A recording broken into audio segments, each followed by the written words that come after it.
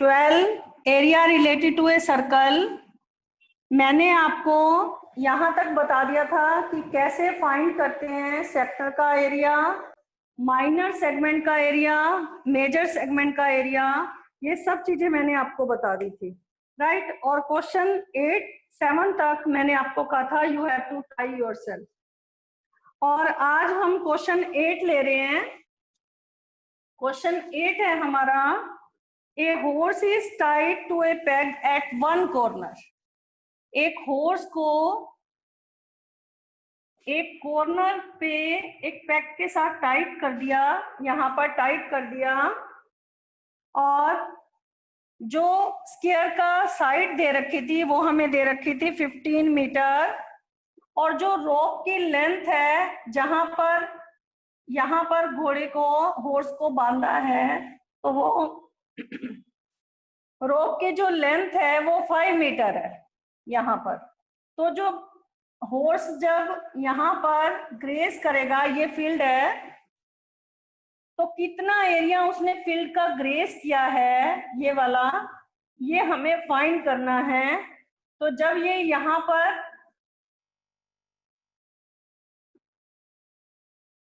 इस तरह से वो क्या करेगा, घूमेगा, तो फील्ड का एरिया उसने कितना ग्रेस किया है। अगर रोप की लेंथ 5 मीटर है तो हमें ये फाइंड करना है। सर्कल का मैंने आपको बताया था, सर्कल का जो फोर्थ पार्ट होता है that is the quadrant of a circle. तो यहाँ पर वैसे भी स्फीयर का ईच एंगल जो होता है वो 90 डिग्री होता है। तो यहाँ पर लिखो रेडियस ऑफ रोप, रेडियस कितनी दे रखी है 5 मीटर। तो एरिया ग्रेस्ड बाय हॉर्स, तो ये क्या आएगा, सेक्टर का एरिया, क्वाड्रेंट का एरिया ना, तो 1/4 इंटू पाई आर स्क्वायर। अगर आप ऐसे भी लिखते हो थीटा अपॉन में 360 इंटू पाई आर स्क्वायर, तो आपका थीटा 90 है, तभी भी ये आपका क्या आएगा 1/4 ही आएगा। तो मैंने इसे डायरेक्ट लिख दिया है। तो 1/4 पाई की वैल्यू अगर हमें 3.14 दे रखी है तो हम वही यूज करेंगे, और रेडियस दे रखी है 5, ठीक है। तो ये आ जाएगा हमारा 3.14, ये मैंने कैंसिल कर दिया यहाँ पर, ठीक है। तो ये पॉइंट हटाया, ये अभी पॉइंट नहीं हटा रही हूँ मैं। तो 1.57 को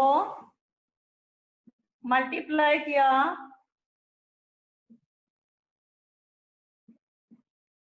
7.85, अगेन 5 से किया, ये आ जाएगा 39.25 अपॉन में 2, ठीक है। तो ये हमारा आ गया area graced by the horse, कितना आ गया मीटर स्क्वायर, यूनिट भी लिखनी है, राइट। उसके बाद है, अगर the increase in grazing area if the rope were 10 metre long instead of 5 metre, अगर रोप की लेंथ 5 मीटर के बजाय 10 मीटर कर दी जाए, यहां से लेकर यहां तक लेंथ अगर 10 मीटर कर दी जाए, तो कितना एरिया जो है इंक्रीज हुआ है। आपको ये वाला एरिया जो है कितना एरिया इंक्रीज हुआ है ये आपको फाइंड करना है। तो अगेन रेडियस R2 हमें दे रखी है 10 मीटर, तो एरिया ग्रेज्ड बाय हॉर्स, अब कितना एरिया ग्रेज्ड हुआ, वो भी 1/4 इंटू पाई आर स्क्वायर। तो पाई की वैल्यू 3.14, रेडियस आपको दे रखी है 10, तो ये आ जाएगा आपका 157 अपॉन में 2, ये आ गया आपका 78.5 मीटर स्क्वायर। इसको भी डिवाइड कर दो,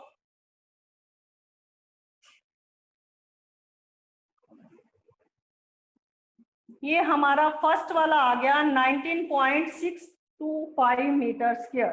तो कितना एरिया इंक्रीज हुआ, और स्क्वायर का एरिया कितना था वो मैं ऊपर फाइंड कर देती हूँ। Area of square equal to side into side, square का एरिया साइड का स्क्वायर होता है ना, तो हमारे पास साइड दे रखी थी 15, तो ये आ गया 225 मीटर स्क्वायर, ठीक है। तो कितना एरिया हमारा इंक्रीज हुआ है हमें ये बताना है। तो अगर मैं टोटल एरिया में से पहले वाला एरिया माइनस कर दूं, 78.5 में से 19.625 माइनस कर देंगे तो कितना एरिया इंक्रीज हुआ है? तो इंक्रीज इन एरिया, इतना एरिया इंक्रीज हुआ है। रेडियस जब 10 थी तब इतना एरिया उसने कवर किया था, और जब रेडियस हमारी 5 थी तो तब इतना एरिया ग्रेज किया। तो ये माइनस करने के बाद क्या आ जाएगा? हमारा आंसर आ जाएगा। इसको माइनस करके देख लेना, ठीक है। 78.5 में से 19.625 माइनस कर दो तो ये हमारा आ जाएगा 58.875, ठीक है। ये आपको समझ आया?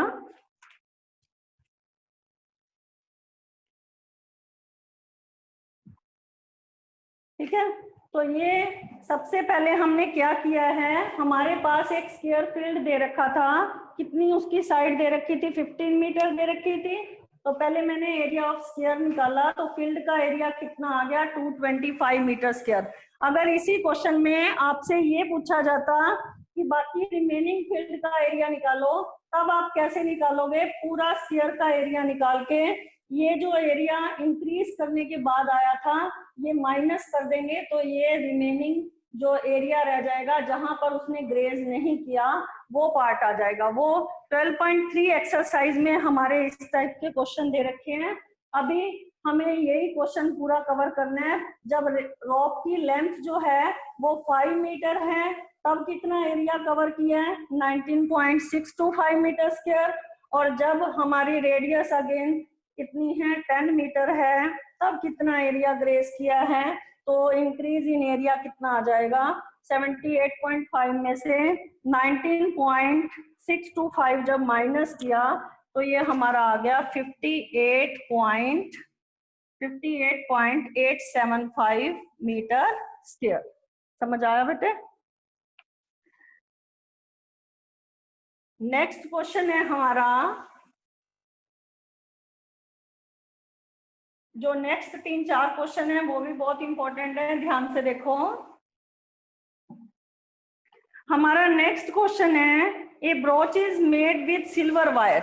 एक ब्रोच जो है सिल्वर वायर का बना हुआ है और इसमें is in the form of circle with diameter. Diameter उसका 35 मिलीमीटर है, ठीक है। The wire is also use in making 5 diameter.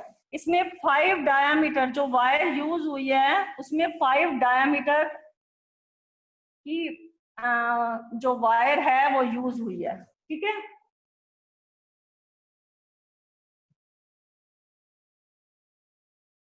एक बार और कर देते हैं हम, ठीक है। तो सर्कल के ऊपर जो सेंटर पर एंगल है वो 360 डिग्री है। तो ये 5 डायमीटर जो है वो यूज हुए हैं। Divide the circle into 10 equal sector. ये 10 इक्वल सेक्टर बन रहे हैं।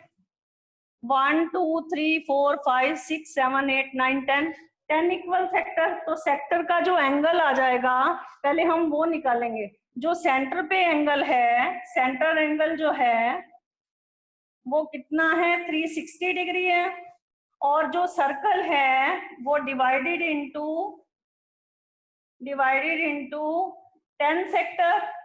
10 सेक्टर में डिवाइड हुआ है ना, तो ईच सेक्टर का एरिया कितना, ईच सेक्टर का एंगल कितना आ जाएगा? Angle of each sector equal to 360 divided by 10। तो ईच सेक्टर का जो एंगल आ जाएगा वो 36 डिग्री आ जाएगा। अब हमारे पास जो डायमीटर दे रखा है वो 35 मिलीमीटर दे रखा है, तो रेडियस कितनी आ जाएगी? 35 अपॉन में 2 मिलीमीटर। हमें क्या दो चीजें फाइंड करनी है इस क्वेश्चन में? एक तो हमें फर्स्ट चीज फाइंड करनी है टोटल लेंथ। ध्यान से देखना ये क्या चीज लिख रही हूं मैं। Total length of silver wire. Silver wire कितनी टोटल लेंथ सिल्वर वायर की लगी है? देखो, एक तो सर्कल यहाँ पर वायर लगी है पूरे सर्कल में, इट मींस आपको सरकमफ्रेंस चाहिए सर्कल का।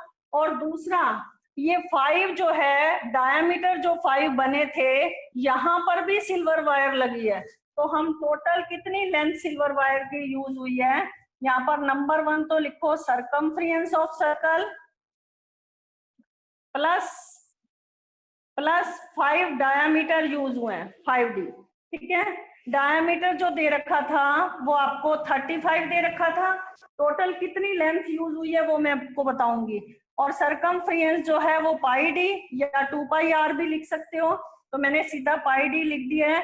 22 की वैल्यू पाई की वैल्यू 22/7 और डायामीटर दे रखा है 35 प्लस 35 को 5 से मल्टीप्लाई करेंगे 175, तो ये आ जाएगा आपका 110 प्लस 175, ये आ गया आपका 285 millimetre.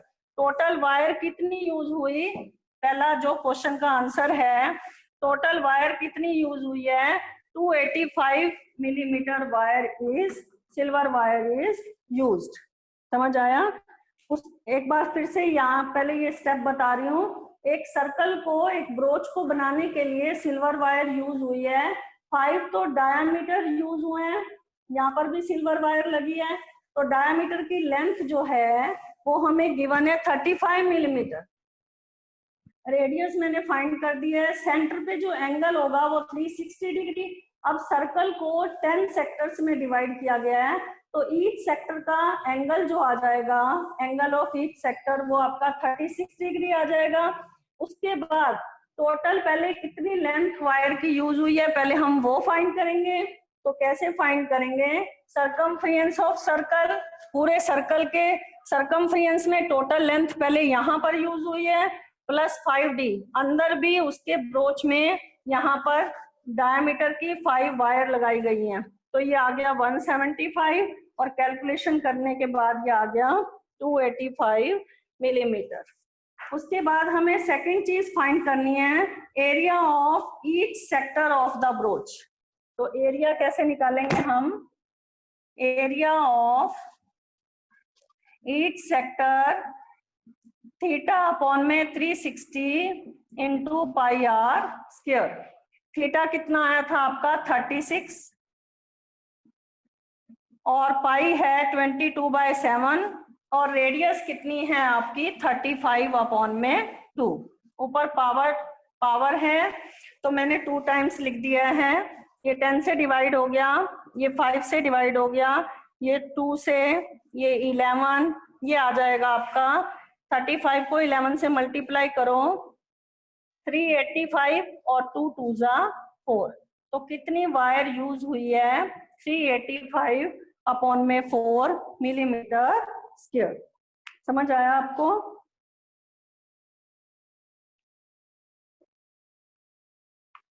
Area of each sector find करने का मेथड क्या होता है, थीटा अपॉन में 360 इंटू पाई आर स्क्वायर।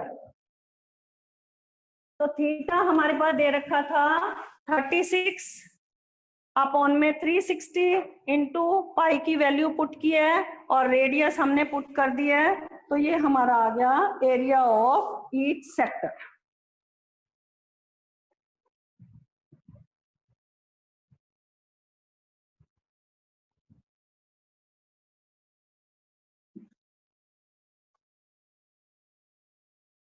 समझ आया ये क्वेश्चन? नेक्स्ट है हमारा, नेक्स्ट में भी एक अम्ब्रेला था, जब उसको फ्लैट कर देते हैं अम्ब्रेला को तो वो सर्कल की शेप ले लेता है।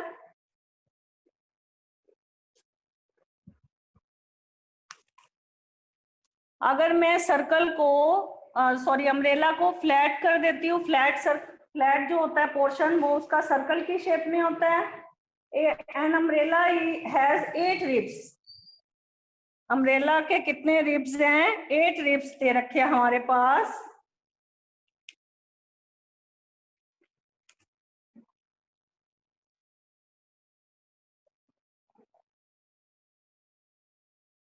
कितने रिब्स दे रखे हैं हमारे पास, 8 रिब्स दे रखे हैं, ठीक है, इस तरह से। तो हम जब मैंने इसको फ्लैट कर दिया तो ये क्या हो जाएगा, एक सर्कल की शेप में ले लेगा और ईच रिब्स, हर एक रिब्स की जो लेंथ दे रखी है वो हमारे पास दे रखी है 45 सेंटीमीटर। तो ये 8 रिब्स हैं टोटल, कितने रिब्स हैं? 8 रिब्स हैं।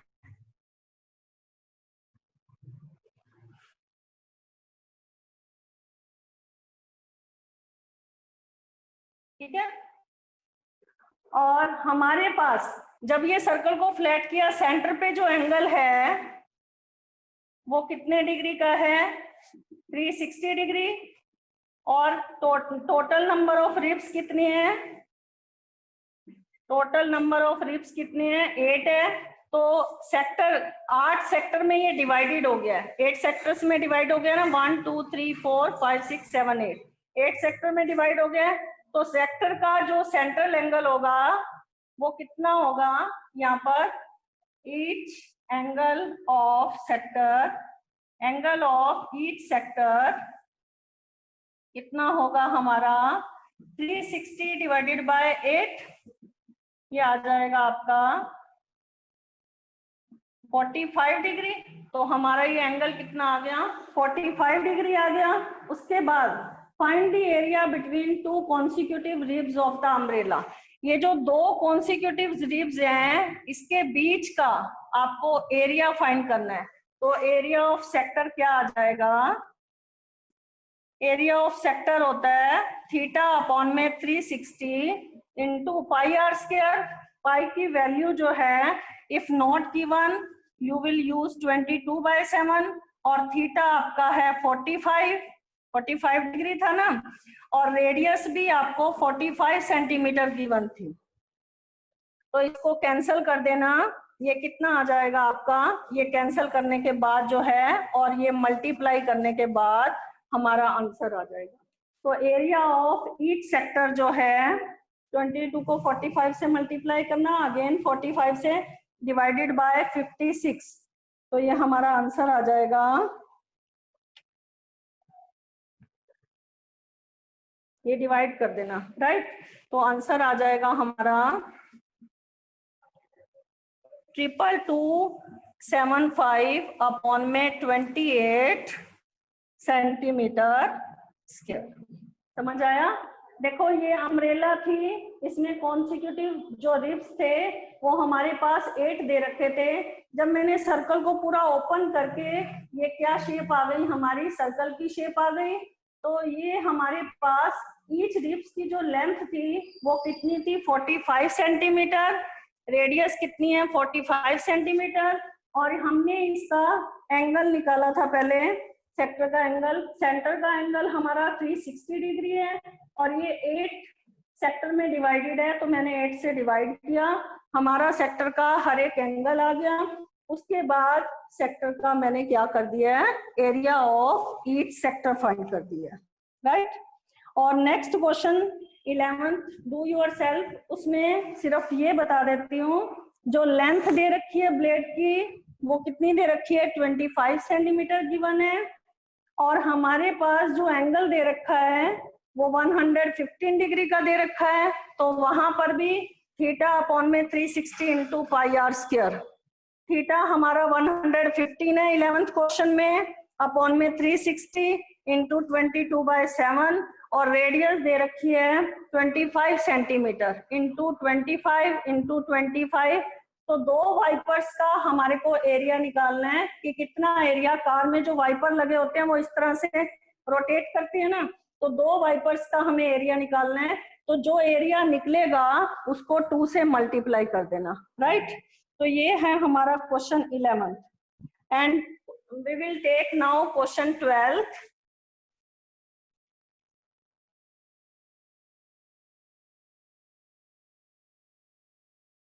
ये बिल्कुल सिंपल क्वेश्चन है। क्वेश्चन 12 है हमारा, to warn ship for underwater rocks, a lighthouse spread a red colored light over a sector of angle। Sector angle कितना दे रखा है? सेक्टर एंगल कितना दे रखा है? वो हमें दे रखा है 80 डिग्री। और डिस्टेंस, लाइट कहाँ तक शिप की वॉर्न हो रही है, डिस्टेंस जो दे रखा है वो हमें 16.5 किलोमीटर दे रखा है। इट मीन्स ये हमें क्या दे रखा है? ये हमें रेडियस गिवन है।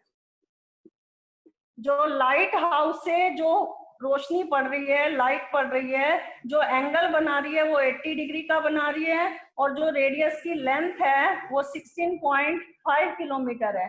तो कितना एरिया ये कवर करेगी, सेक्टर का एरिया कितना कवर करेगी, ये हमें फाइंड करना है। Area of C over the ship is 1। Total इस तरह से लाइट रोटेट करेगी ना, तो सेक्टर का एरिया 80 डिग्री पर रोटेट कर रही है, तो area of C over the, यहाँ पर क्या दे रखा है, 1 शिप और under water rock, a lighthouse spread a red colour light over the sector of angle 80 degree and distance दे रखा है 16.5 kilometre. Find the area of sea. ठीक है, तो हमें क्या फाइंड करना है, थीटा अपॉन में 360 into pi r square. Theta हमारा कितना दे रखा है 80, और पाई की वैल्यू दे रखी है 3.14, और रेडियस दे रखा है 16.5। ये अपने आप कैलकुलेशन करना और आंसर आ जाएगा आपका इन किलोमीटर स्क्वायर। तो कितना एरिया कितने कवर किया है, सेक्टर एरिया, थीटा अपॉन में 360 इंटू पाई आर स्क्वायर। समझ आया आपको? अगर पाई की वैल्यू जो भी गिवन है वो आप वही यूज करेंगे। थीटा इस क्वेश्चन में हमारे पास 80 दे रखा था, तो शिप को वार्न करने के लिए इस लाइट ने कितना एरिया कवर किया है, थीटा अपॉन में 360 इंटू पाई आर स्क्वायर।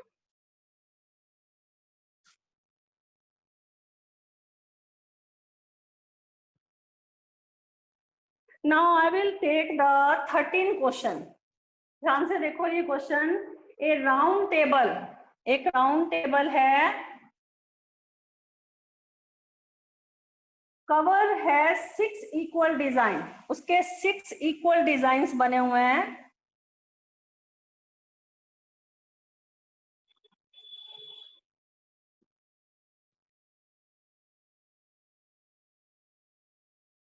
ठीक है, a round table cover 6 equal designs, ये 6 इक्वल डिजाइंस बने हुए हैं।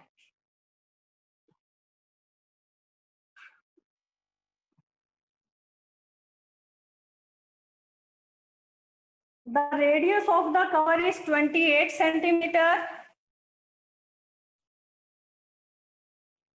और उसके बाद है find the cost of making the design. ये जो डिजाइन बनाने का जो कॉस्ट दे रखा है ये हमें दे रखा है 35 पैसा पर सेंटीमीटर स्क्वायर। ठीक है, अब आपको पता है ये पहले 6 इक्वल डिजाइन्स बने हुए हैं, राइट, सेंटर पे 1 2 3 4 5 6। तो मैंने इसको, ये जो सेंटर पे एंगल है ये हमारा 360 डिग्री है, सेंटर एंगल कितना है हमारा 360 डिग्री, और डिवाइडेड इनटू 6 सेक्टर, ये डिवाइडेड इनटू 6 सेक्टर। तो ईच सेक्टर का जो सेंटर एंगल होगा, जो हमारा ईच एंगल, सेक्टर एंगल जो होगा वो कितना होगा 360 डिवाइडेड बाय 6 कितना आ जाएगा 60 डिग्री आ जाएगा। अब ये रेडियस इक्वल है, तो ये अगर मैंने equal sides have equal opposites angle, इसको भी मैंने एक्स एक्स सेलेक्ट कर लिया। ठीक है, तो ये हमारा क्या आ जाएगा 60 plus x equal to 180 degree, तो 2x इक्वल टू 120, तो x आ जाएगा हमारा 60 डिग्री। तो ये एंगल भी हमारे क्या आ गए 60 डिग्री आ गए। इट मीन्स, इसका क्या मतलब हो गया, हमारा OAB जो है, अगर हर एक एंगल बराबर आ गया तो OAB is an equilateral triangle. Equilateral triangle, last time minor segment का एरिया एक बच्चे ने फिर से पूछा था मेरे से, तो ये हमारी माइनर सेगमेंट है, तो माइनर सेगमेंट का एरिया मैं कैसे निकालूंगी, अगर मैं सेक्टर के एरिया में से ट्रायंगल का एरिया माइनस कर दूं, ट्रायंगल हमारा इक्विलेटरल बन रहा है, तो अगर मैं सेक्टर के एरिया में से ट्रिएंगल का एरिया माइनस कर दूं तो हमारा क्या आ जाएगा, ये वाला माइनर सेगमेंट का एरिया आ जाएगा। तो यहाँ पर लिखो area of minor segment, area of minor segment equal to area of sector minus कौन सा सेक्टर है, O A P B, minus area of triangle O A B. ये कौन सा ट्रिएंगल है, इक्विलेटरल ट्रिएंगल है। आपको इक्विलेटरल ट्रिएंगल का एरिया पता है, √3/4 इंटू साइड का स्क्वायर। और हमारा जो सेक्टर का एरिया होता है वो क्या होता है, θ/360 into pi r square. Centre angle कितना है, 60 है हमारा। और पाई की वैल्यू इस क्वेश्चन में हमें क्या गिवन है, पाई की वैल्यू नहीं दे रखी है, तो पाई की वैल्यू 22/7 और रेडियस कितनी गिवन है 28 माइनस यहाँ पर √3 की वैल्यू गिवन है 1.7। जो जो हमें गिवन है वो हम लिखेंगे। और साइड कितनी है ट्रिएंगल की, क्योंकि इक्विलेटरल ट्रिएंगल है तो साइड भी 28 सारी इक्वल होंगी। अगर इक्विलेटरल ट्रिएंगल है तो साइडें भी क्या हो गई हमारी, इक्वल हो गई। तो अब इसे कैंसिल कर देना।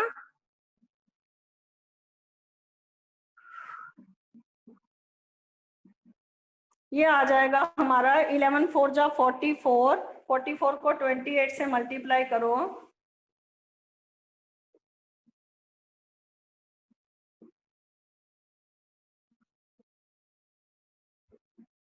ये आ गया 1232/3 माइनस ये आ गया 1.7/4 इंटू 28 इंटू 28।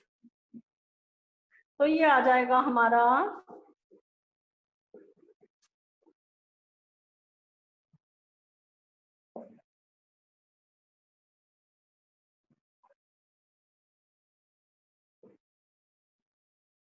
ये कैलकुलेशन करने के बाद आ गया हमारा 1232/3 माइनस ये हमारा आ गया 3332 बस नीचे कुछ नहीं था तो डेसिमल 8 डिजिट से पहले लग गया। ये हमारा आ गया 3×4 = 12, 3×1 = 3, 0, 3×6 = 18 और अगेन 3×6 = 18। तो ये माइनस कर देना। ये जितना आ गया हमारा उसके बाद हम क्या करेंगे, कॉस्ट निकालेंगे हम। कॉस्ट तो ये हमारा एक सेक्टर का एरिया निकाला है, तो उसके बाद एरिया ऑफ 6 सेक्टर, तो ये जितना भी आएगा हमारा माइनस करके तो ये 33.2। तो ये हमारा आ गया 77.46। ठीक है, ये तो एक सेक्टर का है, तो 6 सेक्टर का मल्टीप्लाई कर देंगे और उसके बाद हमें क्या निकालनी है, कॉस्ट फाइंड करनी है। तो कॉस्ट कितनी आ जाएगी, कॉस्ट हमें दे रखी है एक डिजाइन की, cost of making the design दे रखी है। कितना दे रखा है, 0.35 पर सेंटीमीटर स्क्वायर। तो ये जितना भी आएगा उसको मल्टीप्लाई कर देना, ये हमारा आ जाएगा cost of making the design at the rate of, ये हमारा 6 जो डिजाइन बने हुए थे यहाँ पर हमारा इसका कॉस्ट आ जाएगी। समझ आ गया। दोबारा से देखो इस क्वेश्चन में हमें क्या करना है, इस क्वेश्चन में हमारे पास ये जो डिजाइन था ये 6 इक्वल सेक्टर में डिवाइडेड था। पहले 360 को 6 से डिवाइड किया तो ये हमारा 60 एंगल आ गया सेंटर एंगल, और जो रेडियस गिवन थी वो 28 थी। उसके बाद मैंने इसको, क्योंकि equal sides have equal opposites angle, तो ये मैंने एक्स एक्स सेलेक्ट कर लिया, तो ये एंगल भी 60 आ गया। Now this is the equilateral triangle. तो अगर ये इक्विलेटरल ट्रायंगल है तो ये साइड भी हमारी क्या हो गई 28। तो अगर मैं सेक्टर के एरिया में से ट्रायंगल का एरिया माइनस कर देती हूँ तो ये हमारा एक सेक्टर का एरिया आ जाएगा, ये वाले माइनर सेगमेंट का एरिया आ जाएगा। अगर एक माइनर सेगमेंट का एरिया आ गया इट इज मल्टीप्लाइड बाय 6। तो मैंने इसको किससे डिवाइड मल्टीप्लाई कर दिया, 6 से मल्टीप्लाई कर दिया। उसके बाद